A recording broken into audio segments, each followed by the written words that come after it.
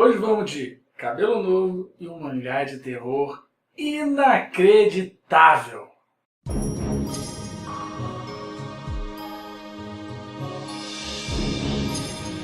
Eu tô falando desse mangá aqui, Junji Ito, Fragmentos do Horror, lançado pela Dark Side. A caveirinha aqui, não sei se dá pra ver a caveirinha, se tá focando. Enfim, se você gosta de terror, se você gosta de quadrinhos no geral, ou nem é tão ligado assim para quadrinho, mas adora terror, gosta de vários gêneros, subgêneros dentro do terror, isso aqui é um prato cheio com histórias maravilhosas, uma melhor do que a outra, dentro de um mangá de contos, né? Ele funciona como contos, ele tem uma quantidade de 8 contos. Então são 8 contos, né? A capa, inclusive, ela continua aqui, faz uma ceninha que tem a ver, essa brincadeira do quadro do grito, tem a ver aqui dentro. Isso aqui faz parte de uma história. E rapaz, que histórias incríveis! Se você realmente gosta de terror, você vai se amarrar demais nisso aqui. O desenho dele é perfeito, o desenho dele é maravilhoso. E ao mesmo tempo que é bonito, é perturbador, cara. Como, por exemplo, olha isso aqui. Olha como ele desenha, quando ele desenha os olhos, é tão expressivo, é tão realista, um desenho para adulto, então ele pega traços mais realistas. Olha só esse aqui do Gola Rolê Vermelha, olha o trabalho de expressão disso aqui, cara. O cara é muito bom. O que eu quero fazer aqui não é tipo fazer uma análise, eu quero mais transmitir uma vontade para você comprar, para você ler, porque você vai gostar. Isso eu te garanto. É óbvio, tem uma história aqui ou outra que você pode não colocar entre suas preferidas, mas eu gosto de todas, cara. Todas são incríveis. A primeira, no caso, que é Futon, é a história de um cara que tá junto com uma mulher e ele começa a ver coisas, e a mulher também começa a ver coisas. Esse é o menor conto do mangá. Bem curto, mas com pouco ele consegue trazer uma reviravolta no final e falar puta merda. E isso persegue o mangá por completo. O mangá ele tem essa estrutura de vai te contar uma história e essa história não quer só trazer medo, não quer só te aterrorizar.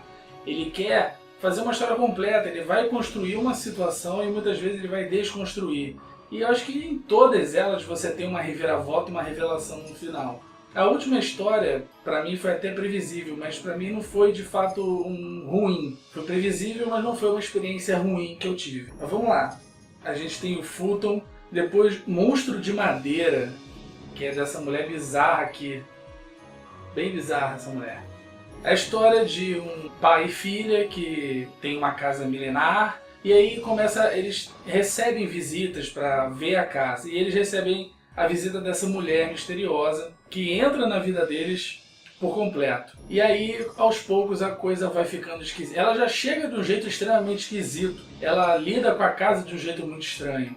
Como se a casa tivesse uma presença, como se a casa não fosse uma casa. Ela olha para as vigas de madeira, ela olha para os lugares dos cômodos da casa e ela fica, de certa forma, excitada com o lar deles. E quando ela entra, vamos dizer assim, para a família, a coisa começa a se demonstrar com o que de fato é, assim como ela.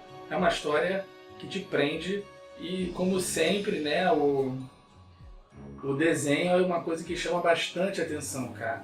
É realmente muito bom. Seguindo aqui, nós temos o Gola Rolê Vermelha, que foi o que eu mostrei aqui antes. Que é um rapaz que recebe uma magia, um feitiço, algo do gênero, em que ele perde a cabeça, né? Não é que perde, a cabeça descola do corpo, e ele tem que ficar segurando, que é o cara da capa aqui, né? Ele tem que ficar segurando a cabeça. E tem todas as implicações, né? Com o tempo seu braço não vai aguentar. E essa pessoa que soltou esse feitiço, ela reaparece na história. E a história ela é grande, assim, em termos de acontecimento. Existe toda uma história por trás desse cortar da cabeça dele. E vão haver reviravoltas lá no final. Esse aqui, não a primeira vez, o monstro de madeira já tem um desenho, tem uma parte ali que o desenho incomoda. Se você ficar olhando fixamente pro desenho, você vai ficar incomodado. E aqui, cara, tem uma cena com barata que Putz, o cara desenha muito, porque você vê que a barata tá... Eu não vou falar, você tem que ler, cara. É inacreditável, é extremamente nojento. Eu nunca vi um mangá, um quadrinho, que fosse tão visceral assim, sabe? Em termos também de história de terror, putz, foda. Suave Adeus. Essa talvez seja a história de menor terror. Com o tempo aqui vou olhando, vou ver se é de fato, mas talvez seja a que tenha menos terror. Ela tem terror, mas ela não é um terror tão visceral e tão impactante quanto, por exemplo, a história anterior, ou o Monstro de Madeira. Mas é uma história, cara, que envolve fantasmas. Essa é uma história de fantasma, digamos assim, né? Aqui no caso não é bem fantasma, eles dão outro nome. É uma garota que tem medo que o pai morra, né? E vai casar com o garoto. Ela chega na casa desse noivo, do rapaz que ela casou, no caso, e aí ela conhece a família. E aí a família é bizarra, ela começa a ver coisas muito bizarras. Ela acredita que vê um fantasma. Primeiro ela vê o pai do tataravô, ou é o tataravô, não lembro. Eu sei que tem uma linhagem muito antiga da família naquela casa. Ela fica meio assim, porra. Daí ela percebe que um desses familiares é um fantasma. E assim a história vai. E o final, mano, quando ele revela o que tá acontecendo naquele momento, tu fica, putz. Aí você olha pra você mesmo e fala, imagina se eu estivesse nessa mesma situação. Aí você fica meio paranoico, né? Alguém pode ficar paranoico, ainda mais quem possa ter alguma crença relacionada a isso. Então Suave Adeus é uma história até bonita, de certa forma. Mas impressiona em termos de história. Em termos de terror é mais suave. Fazendo uma brincadeira até com o nome, né? Dissecação-chan. Cara, olha a cara dessa garota. Parece uma psicopata. Mano, essa história também é um pouco curta, mas ela consegue construir todo o cenário dessa garota que tem o desejo de ser dissecada viva. E aí conta desde criança, que já tinha um amigo, e esse amigo vira, né, médico, e numa das aulas eles abrem ali o pacote, é a única coisa que vem na minha cabeça, que é até um termo técnico para eles, eu acho, né? Abre o pacote ali, tá lá o cadáver, tá lá o presunto.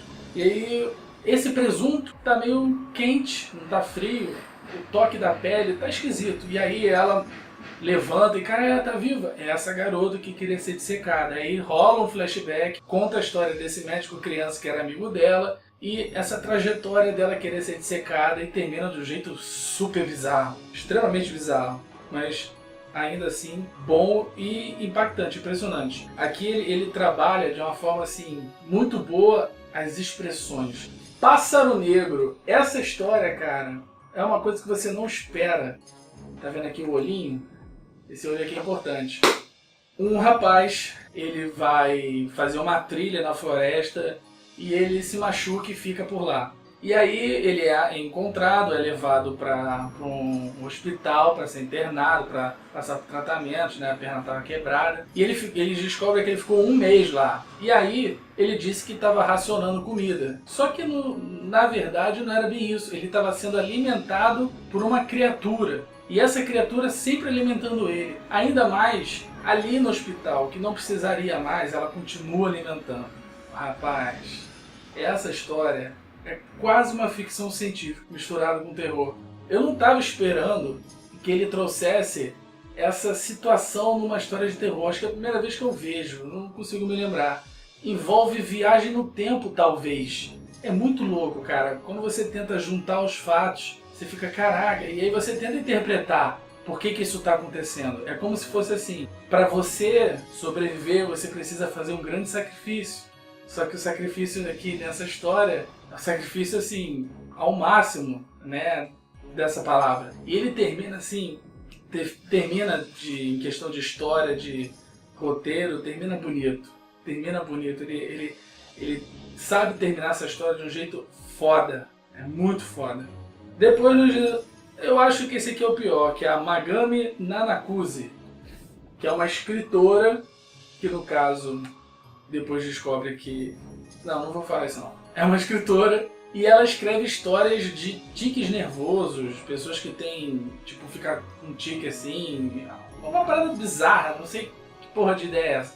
Mas essa mulher tá querendo ter uma nova inspiração, escrever a sua obra-prima, então ela meio que força as outras pessoas perto dela a desenvolverem tiques, como, por exemplo, ela mantém pessoas em cativeiro. É muito bizarra a história. Nessa história, eu não vou mostrar aqui, mas tem uma página que é bem detalhada, a folha inteira é o rosto de uma pessoa extremamente desfigurada. E, putz, que desenho fudido, cara. Ele é bizarramente bem desenhado. Coisas que você vê, caralho, esse desenhista, esse autor é foda. E aí vem a mulher que sussurra. Olha que bizarra essa imagem. Cara, a mulher que sussurra, ela... Você acha que esse aqui é um fantasma, não tem nada a ver, é uma pessoa mesmo. É uma garota que não consegue tomar uma decisão sozinha. Ela não sabe se senta, se fica em pé. Ela precisa de alguém controlando ela, falando o que tem que fazer. E essa mulher que sussurra é a babá, a nova babá que vai trabalhar lá e fica sussurrando pra ela o que ela tem que fazer. Só que a coisa vai muito ao extremo. E existe uma história particular dessa babá que explica o motivo pelo qual ela trabalha de um jeito tão intenso que ela vai se definhando. E aí a história vai. Pra mim, como eu disse, ela é a mais previsível, mas ainda assim não é ruim. Ainda impacta muito também pela arte, pelo desenho dele, que é foda. Nessa história aqui é perturbador, tem vários momentos que é bem perturbador, você fica um arrepiozinho assim atrás da nuca. Enfim, cara, esse quadrinho aqui, a Darkside acertou, eu espero muito que ela traga mais coisas do Junji Ito, se possível, porque eu tava querendo muito ler uma coisa de terror, e isso aqui é o que eu tava querendo ler, cara. Intensidade no terror. Como é um quadrinho, então você tem intensidade do desenho e as histórias são muito fodas. Ela te prende e fica trazendo reviravoltas em poucas páginas. Talvez não valha isso tudo, mas cara, pra mim, eu vou dar nota máxima, 5 estrelas fácil lá no Scooby, favoritado. Não foi dinheiro jogado fora, nem de longe, ainda peguei numa promoçãozinha. Capa dura, bonito, sério, vão atrás disso aqui, cara, vocês vão ficar impressionados com o trabalho desse rapaz Junji Ito. Vão atrás disso aqui, Fragmentos do Horror. É a melhor coisa que você pode fazer, é ler esse mangá de terror. Você que gosta de terror ou você que gosta de mangá, quadrinhos no modo geral. É uma ótima porta de entrada para quem não tem costume de ler, mas que gosta de filmes de terror. Isso aqui é uma excelente porta de entrada. Certo? Então, bons quadrinhos, bons mangás também, boas histórias de terror. Um abraço, até mais e se inscreve no canal, deixa o like, comenta aqui o que você acha sobre esse mangá aqui. Até mais, pessoal!